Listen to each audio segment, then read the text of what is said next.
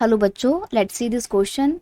And here this question says, compare the different ways in which Belgians and Sri Lankan have dealt with the problem of cultural diversity. Question आपसे कह रहा है कि आपको दो situations दे रखी हैं, दोनों को कंपेयर करना है. एक तो बेल्जियम की कल्चरल डाइवर्सिटी वाली प्रॉब्लम और उसको सॉल्यूशन कैसे किया गया था, और सिमिलरली श्रीलंका की कल्चरल डाइवर्सिटी की प्रॉब्लम और उससे कैसे डील किया था श्रीलंकन गवर्नमेंट ने. इन दोनों को ही कंपेयर करना है. तो पहले हम देखते हैं बेल्जियम में क्या क्या हुआ था. क्वेश्चन का की कॉन्सेप्ट है comparison between Sri Lanka and Belgium in terms of cultural diversity और उसके सॉल्यूशन. तो देखेंगे, both Belgium and Sri Lanka are democratic countries. दोनों ही देश कैसे हैं, डेमोक्रेटिक कंट्री हैं और इंडिपेंडेंट कंट्री हैं, but they face the problem of regional and cultural and linguistic diversity. लेकिन दोनों ही कंट्री को कौन सी प्रॉब्लम फेस करनी पड़ती है, रीजनल और लिंग्विस्टिक डाइवर्सिटी. रीजनल मतलब क्षेत्रीय आधार पे बहुत ज़्यादा वेरिएशन पाई जा रही थी और भाषा के आधार पे बहुत ज़्यादा वेरिएशन पाई जा रही थी. तो ये प्रॉब्लम दोनों ही कंट्री फेस करते हैं और बहुत ही वेरी डिफरेंटली इसको क्या करते हैं, सॉल्व करने की कोशिश करते हैं. तो आइए हम पहले बात करेंगे बेल्जियम की. The minority French speaking community was more rich and powerful than the Dutch speaking community. अब बेल्जियम में क्या हो रहा था कि जो मेजोरिटी कम्युनिटी है डच भाषा बोलने वाले लोगों की, जिसका पॉपुलेशन में 59% का शेयर था, वो ज़्यादा पावरफुल नहीं थी. और वहीं दूसरी तरफ जो माइनॉरिटी कम्युनिटी थी फ्रेंच बोलने वाले लोगों की, जो कि 40% थी टोटल पॉपुलेशन का, वो ज़्यादा रिच थे, ज़्यादा वेल्थियर थे, ज़्यादा पावरफुल थे.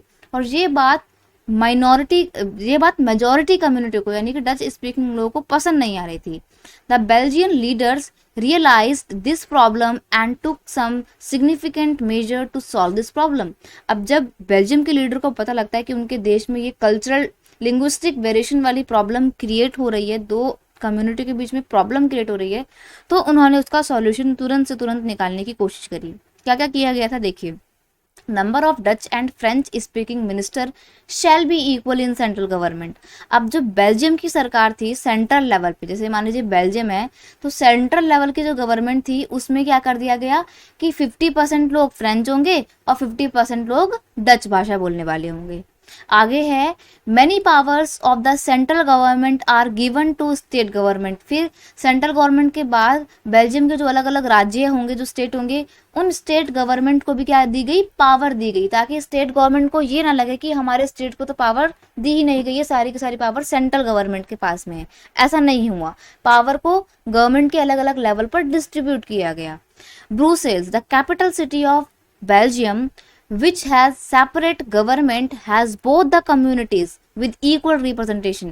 अब देखिए, जिस तरीके से सेंट्रल लेवल पर 50-50% का रेशो था ना डच और फ्रेंच लोगों के बीच में, वैसा ही जब सेंट्रल लेवल के साथ साथ कैपिटल पे गवर्नमेंट बनाई गई, कैपिटल लेवल पे गवर्नमेंट बनाई गई, तो उसमें भी इक्वल सेपरेशन किया गया पावर का. यानी कि कैपिटल में जो गवर्नमेंट बनाई गई उसमें भी 50% मिनिस्टर्स फ्रेंच बोलने वाले थे और 50% मिनिस्टर डच बोलने वाले थे. Community government is elected by people belong to the one language community which deal with the cultural issue. और साथ ही साथ बेल्जियम के लीडर्स ने एक नई तरीके की गवर्नमेंट बनाई जो थी कम्युनिटी गवर्नमेंट. कम्युनिटी गवर्नमेंट जो है वो एक स्पेसिफिक कम्युनिटी को फेवर करती थी, और इस कम्युनिटी गवर्नमेंट का इलेक्शन कैसे होता था, उसी कम्युनिटी के लोगों के द्वारा. जैसे मान लीजिए कि फ्रेंच बोलने वाले लोगों की एक अलग कम्युनिटी है और उस कम्युनिटी गवर्नमेंट के इलेक्शन होंगे, तो इस इलेक्शन में पार्टिसिपेट करेंगे ओनली फ्रेंच स्पीकिंग लोग, नॉट डच स्पीकिंग लोग. सिमिलरली डच कम्युनिटी जो है, डच कम्युनिटी गवर्नमेंट है, तो उसमें इलेक्शन में डच भाषा बोलने वाले लोग पार्टिसिपेट करेंगे. तो कम्युनिटी गवर्नमेंट बनाई गई और वही सेम कम्युनिटी के लोग ही अपनी कम्युनिटी गवर्नमेंट को चुनते थे. और ये कम्युनिटी गवर्नमेंट क्या देखती थी, कल्चरल इश्यूज को देखती थी. यानी कि कल्चरल बेस पे अगर दो कम्युनिटी के बीच में वाद विवाद हो रहे हैं, लड़ाई झगड़े हो रहे हैं, तो उसको सॉल्व करती थी कम्युनिटी गवर्नमेंट. तो इस तरीके से आप देख रहे हो कितना अच्छा सिस्टम बनाया था बेल्जियम की गवर्नमेंट ने पावर शेयरिंग का. अब बात करेंगे श्रीलंका में कि श्रीलंका में क्या प्रॉब्लम आ रही थी, किस तरीके से वहां पर पॉपुलेशन का डिस्ट्रीब्यूशन किया गया था, क्या एथनिक कॉम्पोजिशन था, वो देखेंगे. Major social groups are in Sinhala speakers who constituted 74% of the total population, while the Tamil speakers are remaining 18%. Sri Lanka में क्या था, श्रीलंका में दो सोशल ग्रुप थे। एक तो था सिन्हाला बोलने वाले लोगों का, सिन्हाला लैंग्वेज बोलने वाले लोगों का, और दूसरा था तमिल भाषा बोलने वाले लोगों का। सिन्हाला लोग ज़्यादा थे, 74% का शेयर था उनका पॉपुलेशन में। वहीं तमिल भाषा बोलने वाले लोग बहुत कम थे, उनका सिर्फ 18% का शेयर था टोटल पॉपुलेशन में। अब श्रीलंका की गवर्नमेंट क्या करती है? Sri Lankan democratically elected government adopted preferential policy that favour Sinhala community. लेकिन देखो, श्रीलंका की गवर्नमेंट ने कितना गलत स्टेप लिया। श्रीलंका की गवर्नमेंट ने प्रिफरेंशियल पॉलिसी अपनाई जो कि सिन्हाला कम्युनिटी को ही फेवर करती थी, बाकी के अदर सोशल ग्रुप को बिल्कुल नेग्लेक्ट करती थी। That's how in Sri Lanka majoritarian rule was establish. और इस तरीके से जब सिन्हाला लोगों को फेवर करने वाली गवर्नमेंट बनाई जाती है, गवर्नमेंट प्रेफरेंशियल पॉलिसी को फॉलो करती है, तो पूरे श्रीलंका में क्या स्टैब्लिश हो जाता है? मेजोरिटेरियन रूल स्टैब्लिश हो जाता है।